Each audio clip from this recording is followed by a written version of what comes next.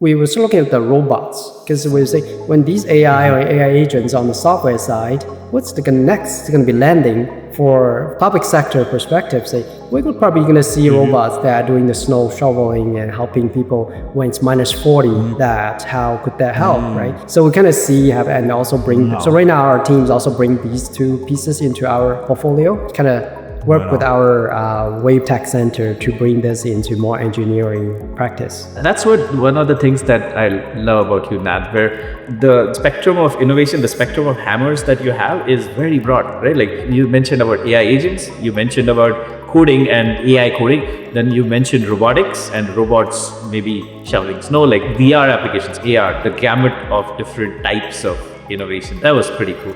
What I found out is lots of time by continually practicing these small pieces, the big, the disruptive ones Love it. come out of this daily. It's like we're learning. I think you and I come from some academic background. It's like, we won't be able to come up with great ideas just overnight. We have to keep reading probably hundreds of paper. And then one day I was like, after I try all these things, we know this thing's probably going to be big. Innovation function, sometimes it's embedded within an analytics or an IT team or an independent innovation lab, which is doing blue sky ideas, completely separated out, or in a center of excellence, or like a tiger team that goes in on difficult projects, or like Google does something like everybody gets 20% of the time to do innovation. Like there are different models, all have their own place. Did you have any thoughts on any of these patterns, pros and cons? Yeah, it's interesting that you mentioned all these patterns. I believe we try probably, or still trying all of them, if not all, probably most of them. And we have lots of tigers here. Like every organization, we have our unique challenges, but we also have to admit that lots of times the common challenges or common requirements that we are very, very well shareable.